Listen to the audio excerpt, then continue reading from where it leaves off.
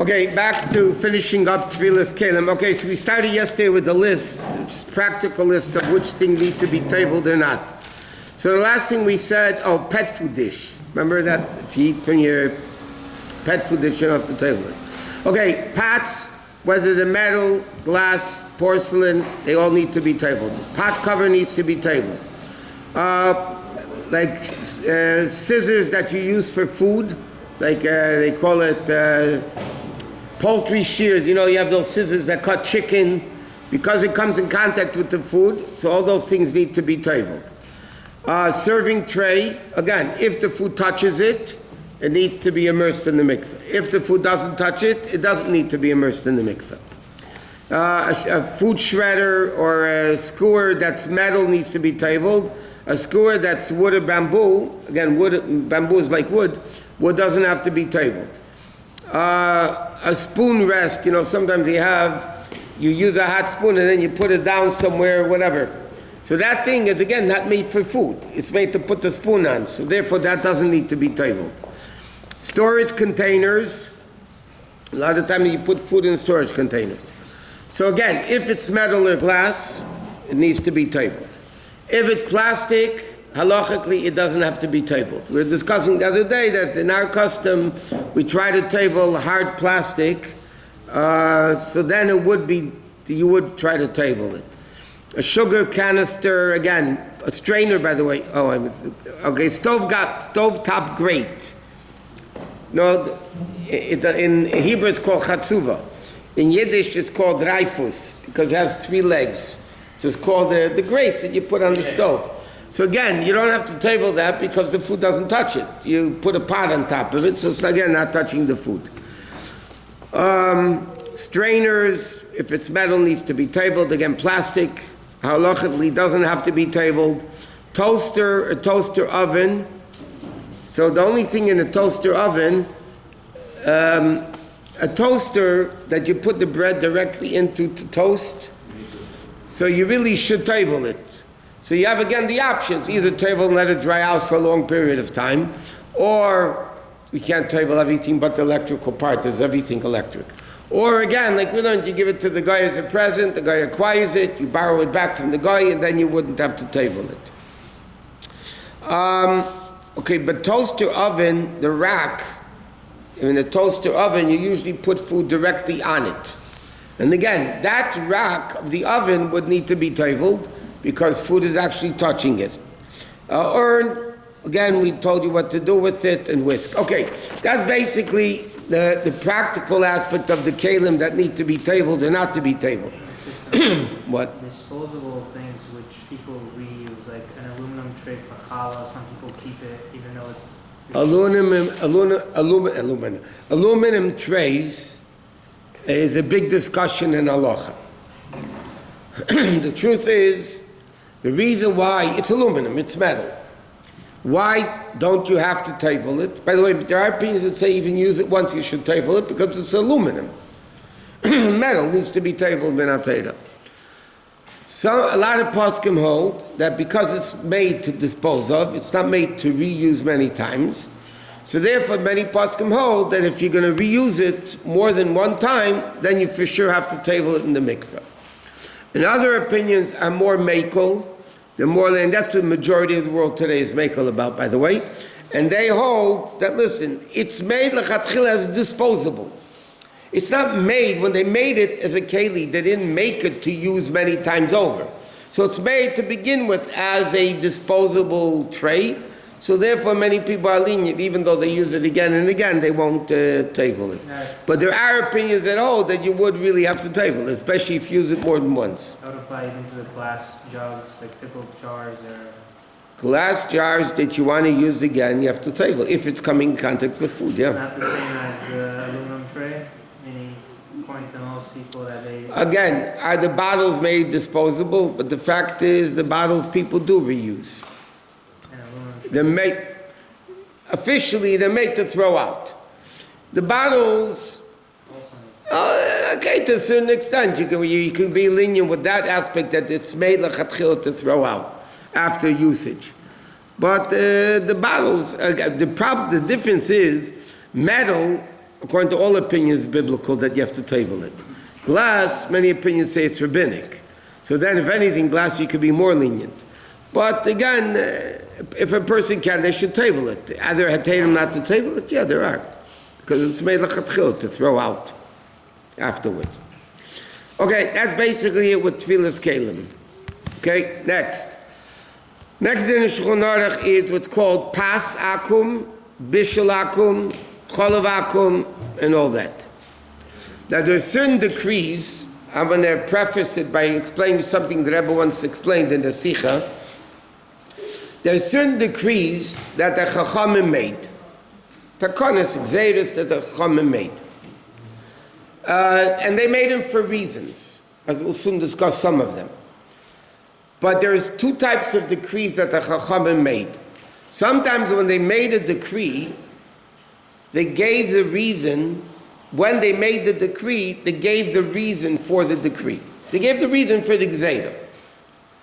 There are certain decrees that they didn't give out the reason for a year until a year later. They made a takana, they didn't say a reason.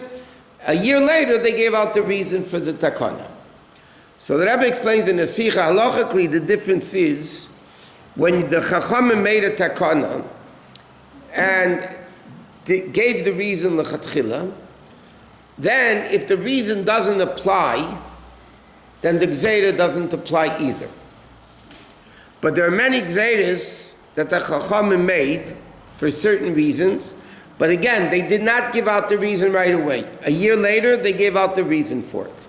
Then the din is, even if the reason doesn't apply, the Gzeira still remains. Because when they made the Gzeira, they didn't give a reason. That means, whether there's a reason or not, you have to keep it. When they tied it initially with the reason, with the Gzeira, the reasoning, so then if the reason doesn't apply, not what we say the reason, when the Chacham say it, the reason doesn't apply, then the Gzeira doesn't apply. So there are certain things the Chachamim made a Gzeira, made a takana, they forbade because they didn't want assimilation between Jews and non-Jews. So therefore there are certain, for instance, there's something called pasakum. Pasakum means bread that a goy baked. If it's bread that a goy baked, Chachamim said you're not allowed to eat the bread.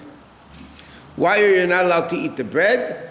Because the guy's going to give you a bread, and then you're going to give back a gift, and you're going to become friendly with him. It's all these things that bring people closer together. And there will be assimilation, and the Chacham didn't want it. So they said, pas akum, meaning bread that a guy baked for himself privately, or for his family, and he's giving it to you, or selling it to you for that matter, then you're not allowed to eat it. But there's something else called pas palter. Pas palter means bread of a baker. Now a baker, you have a big bakery. Okay, a non-kosher, kosher ingredients, but a non-Jewish bakery. And the non-Jewish bakery breaks 1,000 loaves of bread a day. And they sell it in all the supermarkets. So over there, the reason doesn't apply. What do you say? The baker who baked 1,000 breads is going to think about marrying your daughter, or you marry? It doesn't apply. So therefore, there's something called pas palter. Now in Shulchan Aruch it says you really should be careful on pas palter, especially aseres yemei tshuva. But it says if you can't get pas Yisrael, and or the pas palter bread tastes better, so then you could be lenient to eat pas palter, but not pas that a regular goy baked, because that brings people closer together. So now, today, by the way, in today's world, where does this apply? It applies very, very often, very, very often. The kashrus organizations, OU, OK, Chavk, I don't want to, the big general kashrus organizations are lenient in giving a hechsher on pas palter. On pas palter, they're very lenient in giving hechsherim. So let's say you go to a supermarket and you buy bread that has an OU or OK or Chav K or the general rule is it is not Pas Yisrael. Pas Yisrael means a Jew turned on the fire, was part of the baking process. If it's Pas Palta, now again, halachically, if you can't get Pas Yisrael, or it tastes better, so you're allowed to eat that bread. It's better, especially in big cities where you can get breads that have kosher bakeries that the Jews turn on the fire. So then it would be better if you can get Pas Yisrael. How do you know if it tastes better before you taste it? Huh? You ask. Okay, so there's a din. It's a very interesting question. I'll give you a better question. I'm going to make it a better question than yours. It says in halacha, what happens if meat and milk mixed together? Meat and milk mixed together. So we know 1 in 60, we learned 60 times the amount, then it's kosher. But in Shulchan Aruch it says, you give it to taste. You give it to somebody to taste. Now who are you going to give it to? You can't give it to a Jew. So you give it to a guy to taste it. And let's say you have a chicken soup with the milk fell into. You give it to a guy who's allowed to eat tray food, and you give it to him and you say, okay, do you taste milk in there or not? And if the guy says no, then it's kosher. If he says, huh? No, the guy is having the hana. The guy is But lepel, it's not impractical. Therefore, the Chum gave the amount 60 times, gives taste less. If it's more than 60, it doesn't give a taste. But in this case, if you don't know if it tastes better, you can have people, they have food tasters today. They take big money, some of them. They taste the food and they'll tell you which one's better. But the truth is, in a city like where we live, there's so many kosher bakeries. You're talking Mela guys out somewhere, and by the way, I'll give you an example. Certain times, though, the breads are Pas Yisrael, but that you have to know in each case. I'll give you a very simple case. A lot of people eat the Ezekiel bread. Officially, it's flourless, it says on it. It's flourless, it's Ezekiel bread, it has a chavkei. So it so happens that Ezekiel bread is Pas Yisrael. It so happens that they made it, they have it in a way that it's constant, the oven's always running, and it's Pas Yisrael. And everything, by the way, the brachas are meitzi. People don't make a mistake. The brachas are meitzi, even though it says flourless, but that's legally, it's not flourless. According to halacha, it is flour. So therefore, you'd make a meitzi on it, and again, it's considered Pas Yisrael because it's arranged in such a way that the Jew turns on the fire. So all this is between Pas Yisrael and Pas Yisrael, not Pasach. Pasakum, for instance, if you have a Goyish neighbor, yeah. By the way, there's another problem with tray for bread today. If you think for a minute that bread is only flour and water, you're mistaken. Non-kosher breads, they have lard, which is from treifa fish, in the ingredients. I'll give you another example. McDonald's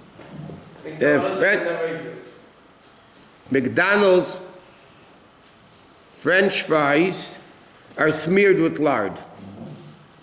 So not only is it, not kosher because who knows what else they use the oil for, it's pashut treif. It's pashut smeared with lard. So you have another issue where I'm not talking about paspalter. If it has a hechsher, then obviously the ingredients are all kosher. It might be paspalter. But if you have a goyish neighbor, and the goyish neighbor says, come, I'm baking bread, and he turns on the fire, and he bakes you a bread, and there's flour, water, and salt. Zahu. That's it. And he gives it to you, and he says, here's a present. It's mabish treif. It's rabbinically not allowed to be eaten. So if you go to church and get a bunch of kosher bread, you have to know. How can you know if it's a paspalter? So you have to know. There are lists, by the way, from the kashrus organizations, which breads are, which, by the way, it's not only breads. You have cookies. You have cookies also that need to be Pas Yisrael or Pas Palter at least. But you have a lot of companies, big companies, It used to be Stella Dora, if you remember. It used to be, in my days, there was educator cookies with the OU, but they were, very popular cookies. But again, the OU says it's kosher. They're lenient with paspalt. And they should be lenient for at least people eating kosher cookies instead of treifa cookies. But a lot of these crackers, a lot of these cookies, a lot of these breads, again, I'm not saying they're treifa. It has a hechsher, halachically is paspalt, and you're allowed to eat it. But some people, if you're careful in eating only pas Yisrael, it's not. That's the bottom line.